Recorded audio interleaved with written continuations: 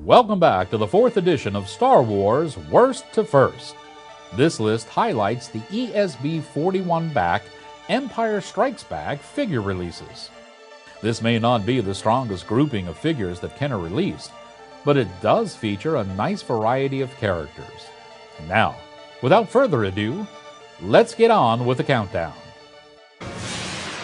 Number 9. This list has more than its fair share of misfires, but one figure stands out as the most glaring disaster. Dengar is the victim of so many sculpting mistakes, he ultimately ends up looking like a trauma ward patient instead of a dangerous bounty hunter. For reasons unknown, he is made much shorter than his movie likeness and bounty hunter counterparts. An overlong blaster rifle just accentuates Dengar's vertical inadequacies.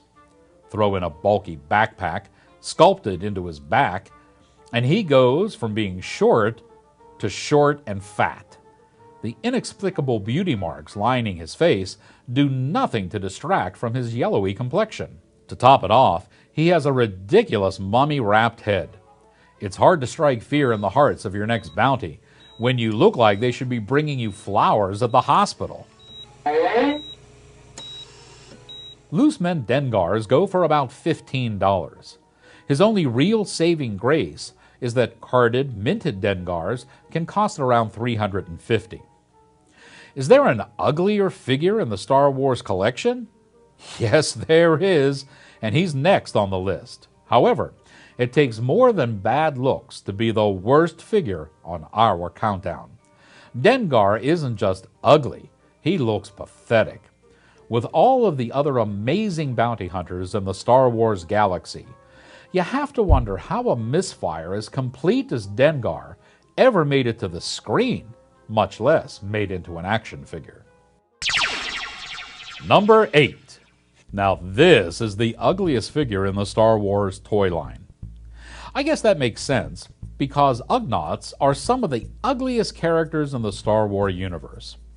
I suppose whoever decided to make this guy into an action figure was fired, because there's no excuse for turning a pig-faced dwarf, carrying a purse and wearing an apron, into an action figure. Sure, they wanted some guy to go with the Cloud City playset, but who wants to play with that waste of cardboard either? Despite rocking some high fashion, loose mint Ugnaughts go for $20. Carded mint Ugnaughts go for $200. With a list of accessories that sound like they belong to a Barbie doll, and arguably the ugliest face in the Star Wars universe, Ugnaught is saved from last place by the shortcomings of Dengar. Unless you fall into a very small category of kids who love pretending to operate smelt factories, we're pretty sure you'll agree. Ugnaught takes its rightful place as one of the more worthless army builders in the toy universe. Number 7. Bespin's proud tradition as the home of some of the most worthless, unappealing characters in the Star Wars toy line continues with Lobot. Yes, Lobot, the bald guy with the weird 1980s mobile phone wrapped around his head that blinked once in The Empire Strikes Back, made it into the ESB 41 toy release. Now, as you may expect, he is as boring and unfun as the actor playing him on the card back seems to be.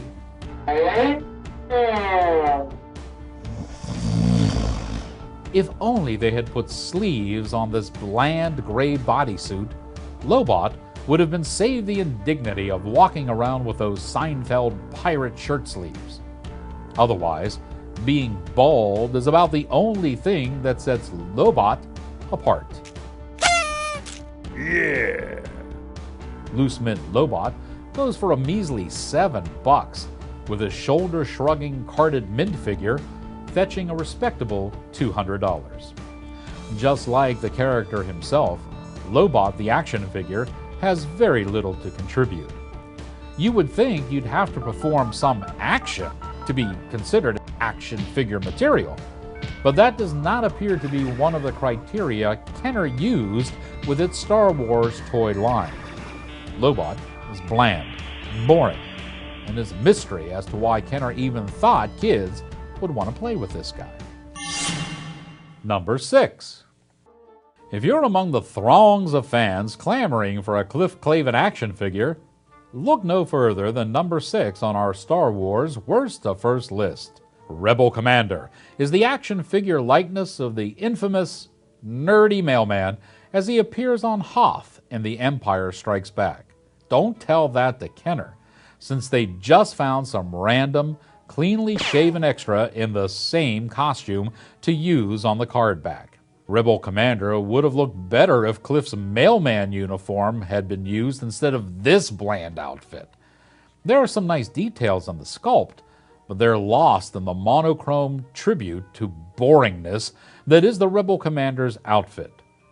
Cliff does have some positives going for him. Along with a rare, cool-looking rifle from this action figure release, his hat and visor are nicely done, and you just can't beat the trademark Clavin mustache. Loose mint Rebel Commanders only command a paltry $9. Carded mint examples go for $200.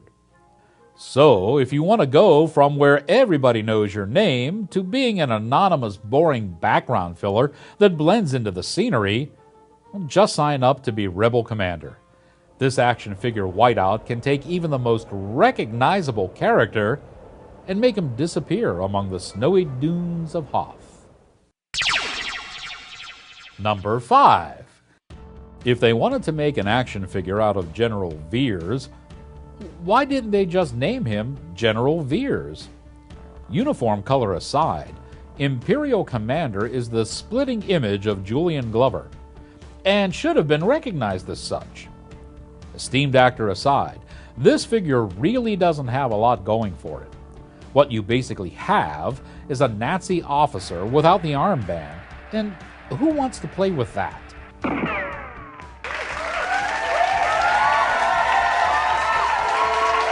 Loose mint Imperial Commander goes for an uncommanding $8. Carded mint example cost $160. Maybe Kenner wanted to give you another option in Imperial Army building, but the simple fact is, Imperial Commander doesn't have much value as an action figure.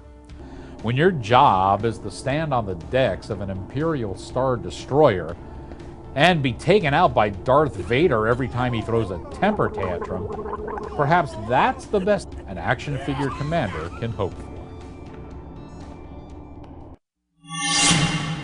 Number 4.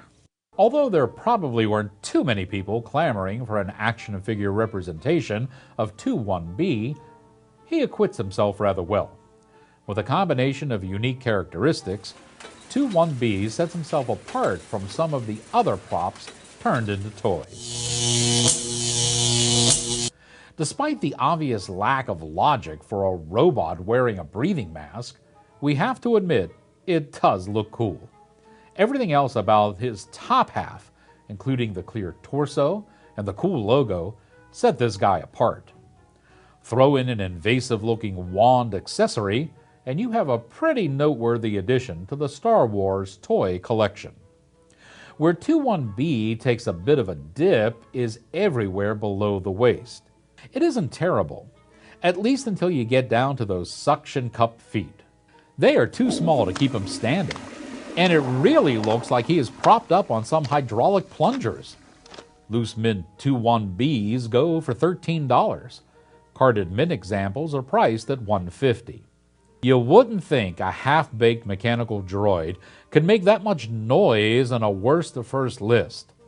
But due to a number of unique components, 2-1B makes a good case against some of the other lackluster figures in the ESB 41 release. You might have to use your imagination to find a good use for him, but 2-1B is cool enough to make that worth your while. Number 3. Princess Leia checks in with her best Empire Strikes Back rendition in her Hoth outfit.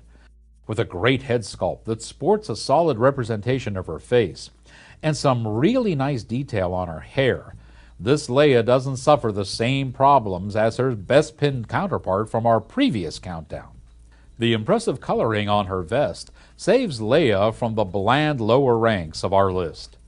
They may have included her Episode 4 pistol, which isn't movie accurate, but at least she didn't get the same gun they gave to just about everyone else in the Empire Strikes Back toy line. Loose mint Leia in Hoth gear goes for $30, with carded mint examples priced around $400. This may not be one of the iconic Princess Leia looks, but if you need her to help your other Star Wars good guys kick Imperial butt, it just might be the best Princess Leia for you. Number 2. Another Imperial unsurprisingly finds himself near the top of our list. The AT-AT driver has the luxury of being the pilot to the coolest looking land vehicle ever conceived. Yahoo! He doesn't do too bad on his own merits either. Although the bottom half of his outfit could have used a little more design work, nobody can see that when you're sitting in an AT-AT. His helmet is probably the most elaborate of any Imperial trooper. There may be just a little too much going on, as some of the proportions of those details look a bit off. That still doesn't stop him from being one of the coolest looking figures in this collection.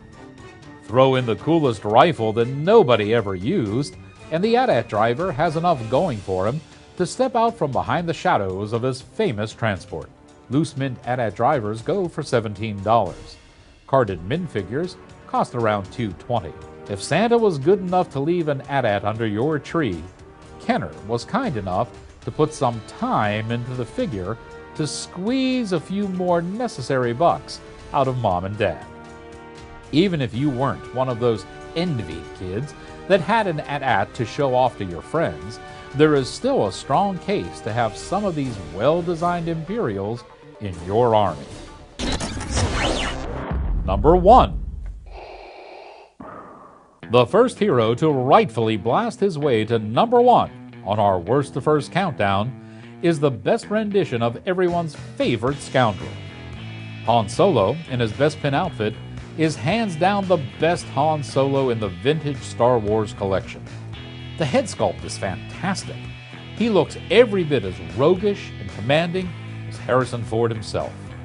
The outfit perfectly captures his long-sleeved Bespin coat, iconic belt buckle, and yellow Corellian boot stripes.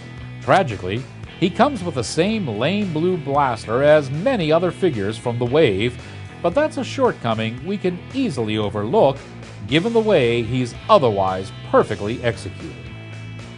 Loose mint Bespin Han Solos go for $24. Carded mint examples come in at $4.50, making Han rightfully the most collectible figure on this list. Han Solo, in his Bespin outfit, the action figure proudly stands as a worthy representation of one of the greatest heroes in pulp culture history. He is the first hero to win the top spot on our countdown and takes the villains of the worst to first universe down in style. Agree? Disagree with our selections? We'd love to hear from you on our Star Wars Worst to First Facebook page. Like us, and engage in some lively debate with other Star Wars figure-loving enthusiasts. That's all for now, but check back soon for another list and the Star Wars Worst to First Countdown.